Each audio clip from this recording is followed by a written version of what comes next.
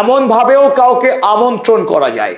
সদ্য ইউরোপের একটি রাষ্ট্র হাঙ্গেরির নির্বাচনের পর প্রধানমন্ত্রী নিযুক্ত হয়েছেন এই পিটার ম্যাগিয়ার। এই সদ্য নির্বাচিত প্রধানমন্ত্রী আমন্ত্রণ জানিয়েছে ইসরায়েলের গণহত্যাকারী প্রধানমন্ত্রী বেঞ্জামিন নেতানিয়াহুকে। কি উদ্দেশ্যে? তিনি যেন অবশ্যই হাঙ্গেরিতে বেড়াতে যান। হাঙ্গেরির 1 কোটি মানুষ বেঞ্জামিন নেতানিয়াহুকে হাঙ্গেরির মাটিতে দেখতে চাইছেন, সে কথা জানিয়েছেন পিটার ম্যাগিয়ার। কিন্তু না, আসল টুইস্ট কিন্তু এখানে নেই। পত্রের শেষে অসাধারণ হস্তাক্ষরে লেখা, অবশ্য হাঙ্গেরিতে পা দেওয়া মাত্রই আপনাকে অ্যারেস্ট করা হবে, কারণ ইন্টারন্যাশনাল ক্রিমিনাল কোর্ট আপনার নামে অ্যারেস্ট ওয়ারেন্ট জারি করে রেখেছে। কারণ আপনি হলেন শিশু হত্যাকারী, গাজা গণহত্যার আপনি নায়ক। তাই হাঙ্গেরির মানুষ আপনার হাতে হাত করা দেখতে চায়। এক অসাধারণ চিঠি, চিঠির নায়ক পিটার ম্যাগিয়ার। রাষ্ট্রের নায়ক বদলালেই রাষ্ট্রের অবস্থান বদলায়।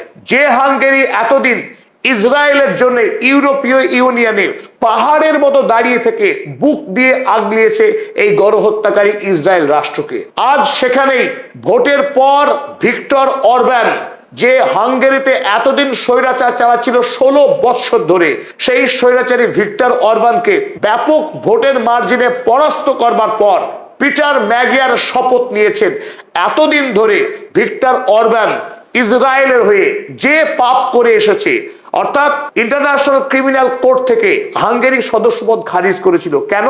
যাতে এই বেঞ্জামিন নেতানিয়াহুর গায়ে কোনো আঁচ না লাগে। ইউরোপীয় ইউনিয়নে এতদিন ইসরায়েলের বিরুদ্ধে একটি আইনও পাশ করতে দেয়নি যে হাঙ্গেরি, সেই হাঙ্গেরিতেই আজ এমন একজন রাষ্ট্রনায়ক অধিষ্ঠিত হলেন যিনি সরাসরি আমন্ত্রণ পাঠাচ্ছেন এই যুদ্ধ অপরাধীকে অ্যারেস্ট করবার জন্য। সত্যি সাধুবাদ জানাই, কুর্নিশ জানাই পিটার ম্যাগিয়ারকে। গোটা ইউরোপ মহাদেশের সাধারণ মানুষের বড় অংশ এখন ইসরায়েলের গণহত্যা, ইসরায়েলের বর্বরতার বিরুদ্ধে ফুঁসে উঠছে।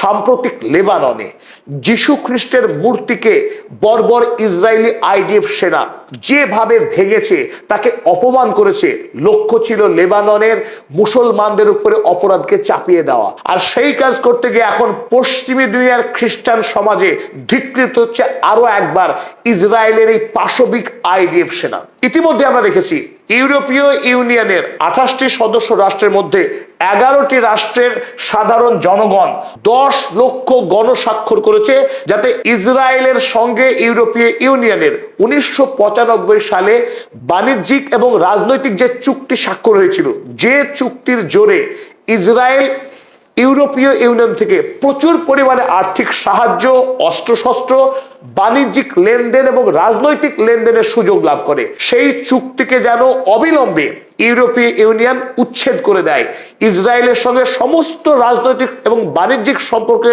কাটছাট করে দেয়, সেই দাবি নিয়ে ইউরোপের 10 লক্ষ মানুষ ইতিমধ্যেই গণস্বাক্ষর করেছে। আর সেই গণস্বাক্ষরের সংখ্যা এখনো ক্রমশ বেড়েই চলেছে। গোটা এপ্রিল মাস এই ইউরোপীয় ইউনিয়নের মানুষ স্বাক্ষর করবেন। তাই আশা করা যাচ্ছে 20 লক্ষ গণস্বাক্ষর সংগৃহীত হবে। আর এর পাশাপাশি ইউরোপ জুড়ে সাধারণ মানুষ বৃহত্তর আন্দোলন গড়ে তুলেছেন। আর মানুষের পাশাপাশি একাধিক সংস্থা, সর্বোপরি ইউরোপীয় ইউনিয়নের একাধিক রাষ্ট্রের সরকার এই মুহূর্তে ইউরোপীয় ইউনিয়নে নতুন করে 1995 সালে আইনকে বাতিল করার উদ্দেশ্য নিয়ে ডিবেট শুরু করতে যাচ্ছে। তাই যে কথা আমরা এতদিন থেকে বিশ্বাস করতে পারিনি, যে ইসরায়েল রাষ্ট্রের বিরুদ্ধে ইউরোপ কখনো যেতেই পারে না, ইসরায়েল রাষ্ট্রের বিরুদ্ধে আমেরিকার জনগণ কখনো যেতেই পারে না, সেই ভাবনা কিন্তু ধীরে ধীরে ভুল প্রমাণিত হচ্ছে। পাপ বাপকেও ক্ষমা করে না, এ কথা প্রচলিত আছে আমাদের সমাজে। আর সেটা কেবল কথার কথা না, এ কথা সত্য প্রমাণিত হতে যাচ্ছে। ইসরায়েলের পাপ বাড়তে বাড়তে এমন একটা জায়গায় এসে পৌঁছেছে যে ইউরোপের মানুষ যারা এতদিন চোখ বন্ধ করেছিলেন, যারা ইসরায়েল রাষ্ট্রকে সমস্ত রকম সহযোগিতা করে আসছিলেন, সেই ইউরোপে আজ ইসরায়েলের বিরুদ্ধে সবচাইতে বড় বিদ্রোহ জেগে উঠেছে।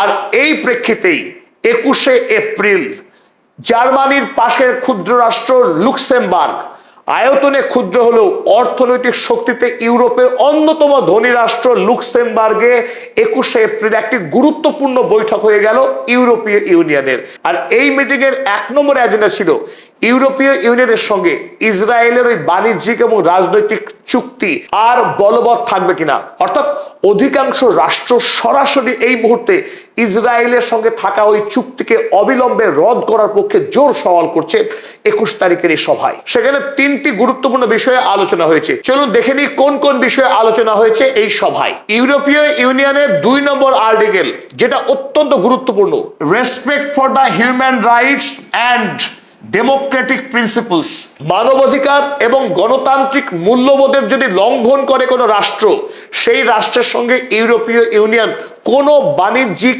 রাজনৈতিক সম্পর্ক রাখতে পারে না। আর ইসরায়েল রাষ্ট্র যেহেতু অভিযুক্ত জেনোসাইডাল ইন্টেন্টের জন্য, গণহত্যার জন্য অভিযুক্ত হয়েছে, ইউরোপের অধিকাংশ মানুষ এবং রাষ্ট্রের সরকারগুলো যখন মনে করে ইসরায়েল একটি গণহত্যাকারী রাষ্ট্র, সুতরাং অবিলম্বে তার বিরুদ্ধে সাসপেনশন আনা হোক, এই দাবিতেই আলোচনা শুরু হয়েছে। কমপ্লিট আর্মস এমবার্গো, ইউরোপীয় ইউনিয়নের কোন রাষ্ট্র থেকে ইসরায়েলকে আর অস্ত্র সরবরাহ করা হবে না, বিক্রি করা হবে না। এই মর্মে আপনাদেরকে স্মরণ করাতে চাই, সম্প্রতি ইতালি তাদের দেশের সঙ্গে ইসরায়েলের যে সামরিক চুক্তি ছিল, সেই সামরিক চুক্তিকে ইতিমধ্যেই বাতিল ঘোষণা করেছে জর্জিয়া মেলোনি সরকার। এটা অত্যন্ত তাৎপর্যপূর্ণ ঘটনা। এই মুহূর্তে ইউরোপীয় ইউনিয়নের 27টি রাষ্ট্রের কোন রাষ্ট্র থেকেই যাতে ইসরায়েল আর অস্ত্র সরবরাহ না করা হয়, তা নিয়ে জোর আলোচনা শুরু হয়েছে। এবং সবশেষে সবথেকে গুরুত্বপূর্ণ point, trade ban on settlements. এই ইসরায়েলি সেটলার কলোনিতে ইউরোপীয় ইউনিয়ন আর বাণিজ্যিক লেনদেন করবে না যদি ইউরোপীয় ইউনিয়ন শেষ পর্যন্ত ইসরায়েলের সঙ্গে বাণিজ্যিক আদান প্রদান বন্ধ করে দেয়। যে কথা আমরা ধারাবাহিক বলে আসছি পদাতিক চ্যানেলের পক্ষে, ইসরায়েল রাষ্ট্রের মৃত্যু হবে বাণিজ্যিক অধঃপতনের মধ্য দিয়ে। ইসরায়েল রাষ্ট্রের ধ্বংস অদূরেই, বেশি দিন দূরে আমরা নেই, ইসরায়েল রাষ্ট্র যেদিন ধ্বংস হবে। যদি ইউরোপীয় ইউনিয়ন খোদ ইসরায়েলের সঙ্গে বাণিজ্যিক লেনদেন বন্ধ করে দেয়, তাহলে এই রাষ্ট্রের ফুসফুস এমনি ধ্বংস হয়ে যাবে। ইসরায়েলের বিরুদ্ধে এই চুক্তি বাতিল করার উদ্দেশ্য নিয়ে ইউরোপীয় ইউনিয়নে প্রস্তাব পেশ করেছে 4টি গুরুত্বপূর্ণ রাষ্ট্র, যার সর্বাগ্রে রয়েছে পেড্রো সানচেজের স্পেন। এই মুহূর্তে ইসরায়েলের বিরুদ্ধে আন্দোলনে যারা নেতৃত্ব দিচ্ছেন, তাদের মধ্যে অন্যতম হলেন স্পেনের প্রধানমন্ত্রী পেড্রো সানচেজ। আর অবশ্যই এই মুহূর্তে ফ্রান্সের রাষ্ট্রপতি ম্যাক্রন কিংবা ইতালির প্রধানমন্ত্রী জর্জিয়া মেলোনি, তারাও অগ্রগণ্য। তবে যে 4টি রাষ্ট্র এই মুহূর্তে প্রস্তাব পেশ করেছেন, অবশ্যই স্পেন, তারপর স্লোভেনিয়া, আয়ারল্যান্ড এবং Belgium. Belgium calls for tougher EU sanctions over Israel's totally unacceptable actions. বরং আরো এক ধাপ এগিয়ে গিয়ে বেলজিয়াম দাবি করেছে ইসরায়েল উপরে কঠোর স্যাংশন আরোপ করা হোক।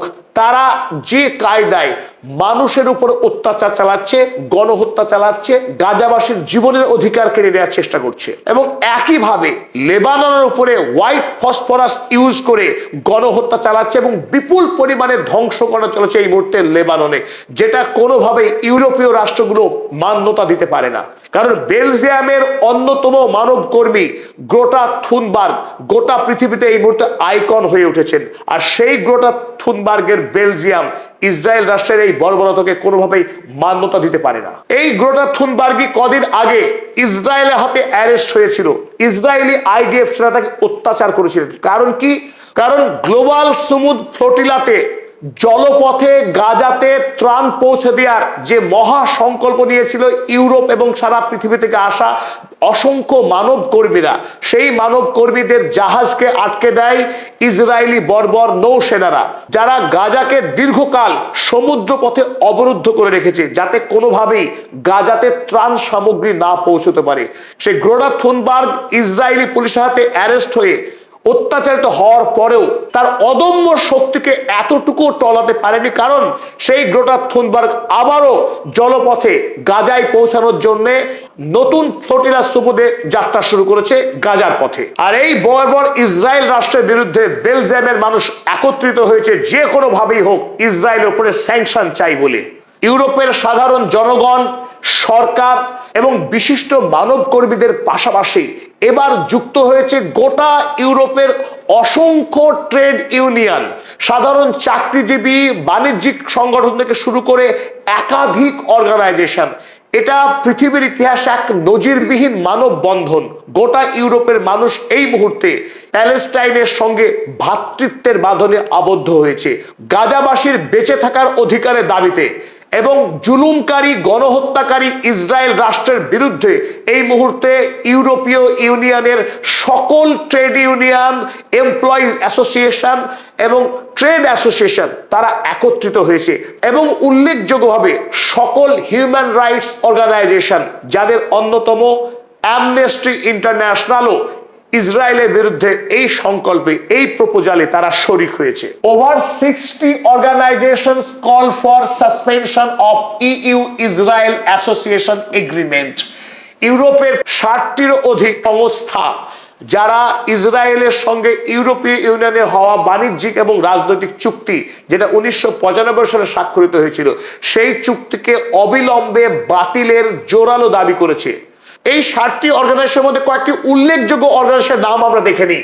1 নম্বরে ইটাক, ইউরোপিয়ান ট্রেড ইউনিয়ন কনফেডারেশন, আছে ইপসু, ইউরোপিয়ান পাবলিক সার্ভিস ইউনিয়ন, আছে সলিডার, আইটাক, সিএনই এবং এসিবিসিএসসির মতো গুরুত্বপূর্ণ অসংখ্য সংগঠন তারা এককাট্টা হয়েছে, জোটবদ্ধ হয়েছে ইসরায়েলের বিরুদ্ধে এবং ফিলিস্তিনি জনতার পাশে দাঁড়িয়েছে তারা।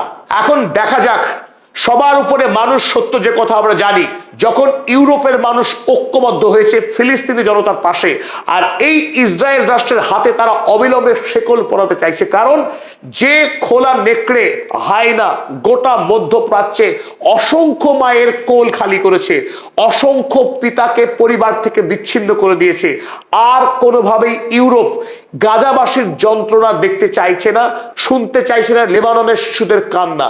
যেভাবে আকাশ থেকে বোমা মেরে অসংখ্য পরিবারকে গৃহহীন করেছে ইসরায়েল, সেই দৃশ্য দেখা যায় না। অমানবিকতার চূড়ান্ত নিদর্শন স্থাপন করেছে ইসরায়েল এই আধুনিক বিশ্বে। সোশ্যাল মিডিয়ার মাধ্যমে যখন প্রতিটা খবর আসছে পড়ে প্রতি সেকেন্ডে, এই গণমাধ্যমের বিপ্লবের যুগেও ইসরায়েল বর্বরোচিত কায়দায় গণহত্যা চালাচ্ছে মধ্য এশিয়ার বিভিন্ন দেশে। তাই এনাফ ইজ এনাফ। ইউরোপের মানুষ এবার এককাট্টা হয়েছে, ওদিকে জেগে উঠছে আমেরিকার সাধারণ মানুষ। ইসরায়েল ফার্স্ট পলিসির বিরুদ্ধে গর্জে উঠছে আমেরিকার মানুষ। তারা দাবি করেছে আমেরিকা ফর দ্য আমেরিকানস। আর এই আবহে আজ দেখতে পাচ্ছি বিশ্ব মানবতা একত্রিত হচ্ছে ফিলিস্তিনি জনতার পাশে, তাদের অধিকারের দাবিতে। এখন দেখা যাক, যে বৈঠক লুক্সেমবার্গে শুরু হয়েছে, আগামী দিনে ইউরোপীয় ইউনিয়নে কত তাড়াতাড়ি বিল উত্থাপন হয় ইসরায়েলের সাথে হওয়া চুক্তি বাতিলের দাবি দিয়ে, এবং ইসরায়েলের উপরে কবে কঠোর স্যাংশন জারি হয়। তবে